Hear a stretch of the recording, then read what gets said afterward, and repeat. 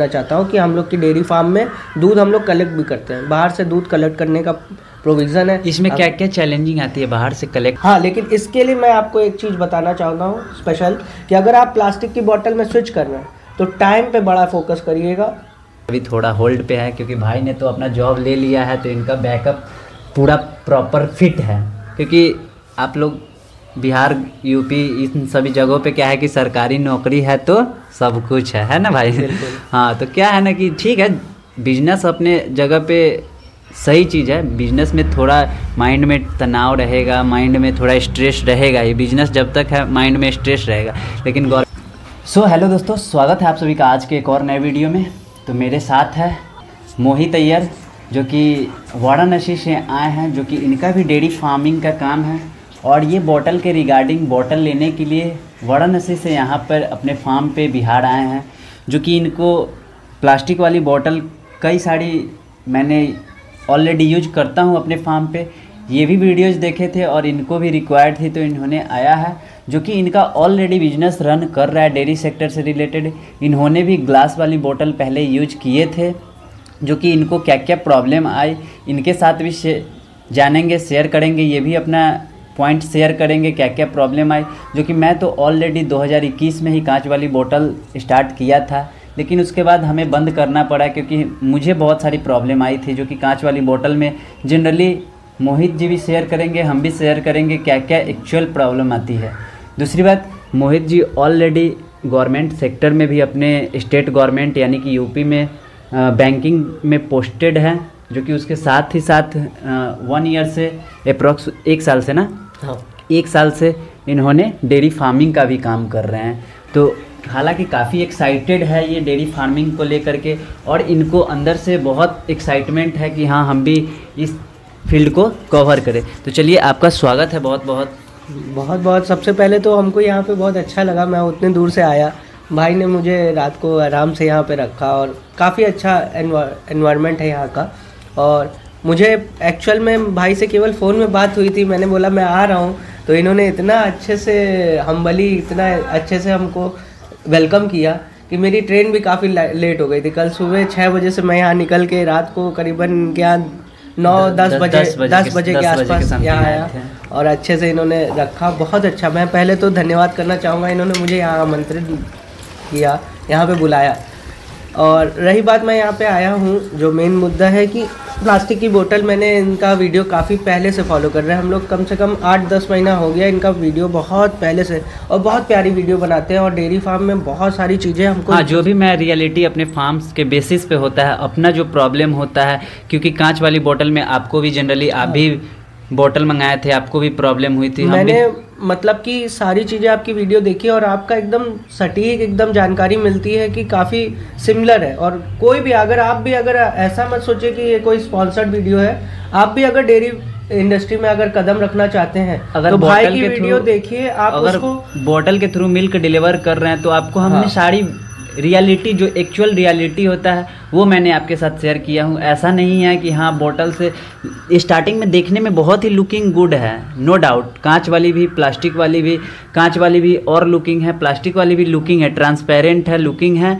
But कांच वाली में मेन प्रॉब्लम ये है कि उसकी टूटने की चांसेस बहुत ज़्यादा रहते हैं, जो कि भाई ने भी ऑलरेडी झेल चुके हैं। कांच के में दिक्कत क्या है कि आपको या तो फिर डिलीवरी पार्टनर आपका बहुत सटीक होना चाहिए। अगर आप खुद डिलीवरी कर रहे हैं तो कम से कम नहीं तो महीने में आपको 20 से 25 बोतल आपको फूटेगी, खोएगी, हाँ, ये सब चीजें आएंगी। प्लास्टिक में आपकी हैंडलिंग बहुत अच्छी हो जाती है, इसको कभी अपने से टूट गया, कभी कस्टमर यहाँ टूट गया, ये सब प्रॉब्लम मैंने भी झेला है, काफी ज्यादा झेला है। प्लास्टिक और आते हैं यहाँ पे, आपको मेरे ख्याल से बाकी सारी चीजें पता होगी। अगर डेयरी इंडस्ट्री आप चालू करना चाह रहे हैं, डिलीवरी अगर आप करना चाह रहे हैं, कल को अगर आप चाहते हैं कि हम डिलीवरी करें और हम लोग की तरह बोतल में आप पैकिंग करके अगर देंगे, तो कांच की बोतल में आपको दिक्कत क्या है कि कई सारे लेयर्स हैं। पहले तो आप ले जाएंगे कस्टमर के पास, एक हाथ कस्टमर का लगेगा, कस्टमर हो सकता है तोड़ दे, आप उनसे ले नहीं सकते पैसा, कैसे आपको, या तो वो छोड़ देगा, भले दे देगा लेकिन उसके बाद छोड़ देगा, क्योंकि उसको महंगा पड़ रहा है। एक तो प्लास्टिक की बोतल सस्ती है,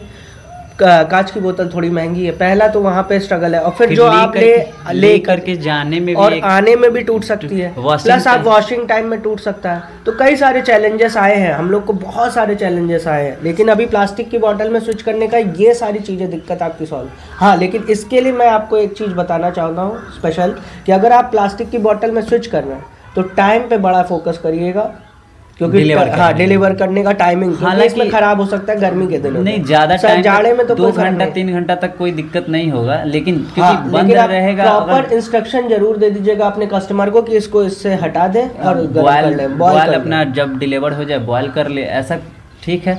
बाकी बात और बताइए, अपना डेयरी का क्या सीन चल रहा है? आपके पास क्या क्या रखे होंगे गाय? मेरे पास भैंस है, अभी तक 8 भैंस हो गई है टोटल, और उसमें 3 ड्राई स्टेट में है, बाकी 5 तो अभी वर्किंग स्टेट में है, लेकिन हम लोग बाहर से भी दूध लेते हैं। आप अगर वाराणसी के आसपास है, अगर आप चाहते हैं, एक्चुअल आपका कहाँ पे लोकेशन है ये बताइए। मेरा एक्चुअल लोहता, वाराणसी में एक लोहता है, लोहता जगह, उसके आगे करीबन 5 किलोमीटर आके एक अकेलवा नाम का एक जगह गांव है, बहुत फेमस है। आप अगर आप वाराणसी के आसपास रहते हैं तो अकेलवा नाम आपने ज़रूर सुना होगा, लोहता नाम तो बिल्कुल सुना होगा। वाराणसी के आसपास क्षेत्र लोगों के लिए मैं आपको एक सूचना देना चाहता हूं कि हम लोग की डेयरी फार्म में दूध हम लोग कलेक्ट भी करते हैं, बाहर से दूध कलेक्ट करने का प्रोविज़न है। इसमें क्या क्या चैलेंजिंग आती है बाहर से कलेक्ट जैसे करते हैं? मान लिए आप मैनेज कैसे करते हैं कि सपोज दैट आपके पास कस्टमर है 100 लीटर का, एक बात कर रहे हैं, और आपके पास कलेक्शन आया 80 लीटर, तो फिर 20 लीटर को कैसे आप कस्टमर को मैनेज कर पाते हैं? ये भी काफ़ी बहुत लाइटली मतलब अंदर डीप में जा करके देखा जाए ना तो ये सब काफ़ी ज़्यादा मुश्किल वाली बात है। ऊपर ऊपर देखने से नहीं होगी, क्योंकि जो यूज कर रहा है ना, यूज कर रहा है उसको एक्चुअल पता है, समझे ना। क्योंकि क्या है कि मान लीजिए मेरे पास 10 लीटर की कस्टमर है और मेरे पास 8 ही लीटर है, या तो 2 को अपसेंट करेंगे या फिर कैसे मैनेज करेंगे, ये भी मुश्किल होता है। क्योंकि गर्मी में क्या है ना कि मिल्क लेवल थोड़ा डाउन हो जाता है एनिमल्स का, गाय भैंस का।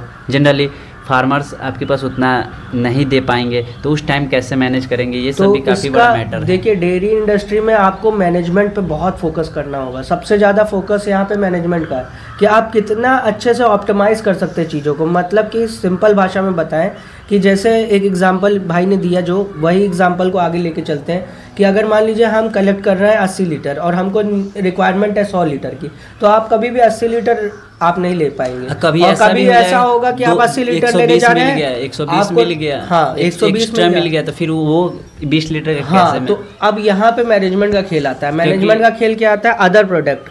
अब देखिए, यहाँ पे अगर आप डेयरी फार्म में अगर आप इस इंडस्ट्री में घुसना चाहते हैं तो पहले अपने दिमाग में ये डाल दीजिएगा कि इसमें हम लोग के आम भाषा में बनारस में नरम गरम चलता रहता है, फिर थोड़ा सा कमी रहती है, कभी कुछ ज़्यादा हाई हो जाता है। तो उस केस में आपको बाई प्रोडक्ट का इस्तेमाल करना पड़ता है। दूध के रिलेटेड दही है, घी है, सबसे बेस्ट ऑप्शन घी का है। सारा साइकिल पूरा प्रोसेस रखना पड़ेगा, क्योंकि क्या है ना कि कलेक्शन पॉइंट में ये होगा, कभी एक्स्ट्रा भी हो जाएगा, कभी कम भी हो जाएगा। देखिए उनको तो पैसा देना है, टाइम पे पे करना है। जो फार्मर से आप ज़्यादा से ज़्यादा 3 दिन का या 7 दिन का साइकिल बना सकते हैं, बस ज़्यादा से ज़्यादा आपका सेल हो ना हो। अगर फार्म से जो कनेक्टेड है तो उनको तो पेमेंट करना पड़ेगा, क्योंकि रॉ मटेरियल है, ये खराब होने का भी चांसेस रहता है। बिल्कुल बिल्कुल, तो उसको तो पेमेंट करना है। बिल्कुल। तो इसको मैनेज करने के लिए हम लोग ने टेक्निक इस्तेमाल किया है कि बाई प्रोडक्ट इस्तेमाल करेंगे पहली तो, और दूसरा क्या है कि जैसे अगर हमारा रिक्वायरमेंट 30 लीटर का है टोटल, हमारे फार्म से 20 लीटर अगर दूध, एक एग्जांपल के लिए 20 लीटर दूध अगर हम उत्पादन कर रहे हैं और 30 लीटर के हमारे कस्टमर हैं, तो हम बाहर जाके 20 लीटर का आदमी पकड़ेंगे आप, और वो मैनेजमेंट। और जो 10 लीटर आपके पास बफर में रहना चाहिए, हमेशा 5 से 10 लीटर आपके पास बफर में रहना चाहिए। अब देखिए, आप ये सोचेंगे अगर हम 10 लीटर भैया आपसे ज़्यादा ले लेंगे, किसी से ज़्यादा ले लेंगे, उसका क्या करेंगे? तो उसके बाई प्रोडक्ट बना। हाँ, तो आपके पास बफरिंग में ज़्यादा रहना चाहिए। जैसे मान लीजिए आपका 50 लीटर का खपत है, तो आप कम से कम 60 लीटर लेते रहिए।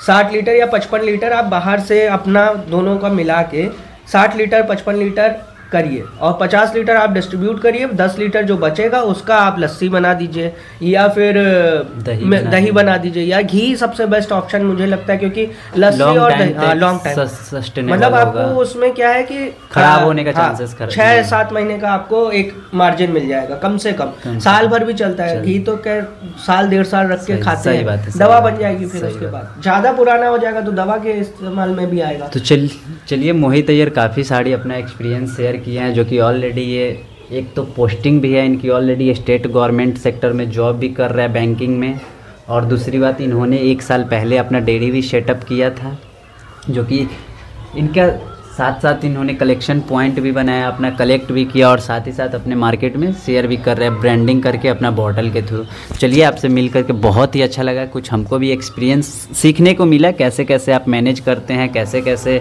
कलेक्शन लेते हैं, क्योंकि अभी अपने फार्म पे तो कलेक्शन की सीन है नहीं, जो भी अपने फार्म का मिल्किंग होता है वही अपने मार्केट में डिलीवर हो रहा है। तो आपसे ये भी सीखने को मिला और बहुत कुछ यहाँ के आके सीखने के लिए मिला भाई से। हाँ, और बहुत ही जल्द कलेक्शन पॉइंट भी बनाएंगे, अभी थोड़ा अपना भी स्टडी चल रहा है, इस वजह से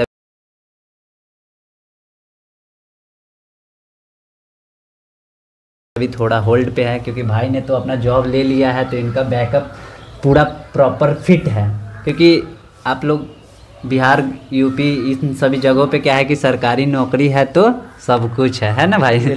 हाँ, तो क्या है ना कि ठीक है बिजनेस अपने जगह पे सही चीज़ है, बिजनेस में थोड़ा माइंड में तनाव रहेगा, माइंड में थोड़ा स्ट्रेस रहेगा, ये बिजनेस जब तक है माइंड में स्ट्रेस रहेगा, लेकिन गवर्नमेंट सेक्टर में इनके लिए एक बेनिफिट ये है कि इनका बैकअप सपोर्ट है। मान लिए कि आज डेयरी सेक्टर में 10,000 का नुकसान भी होता है तो अपने वहाँ से आज इन्वेस्ट कर देंगे, कल यहाँ से फिर अपना आउटपुट ले लेंगे, तो ये इनके लिए बहुत ही बड़ा एक बेनिफिट है।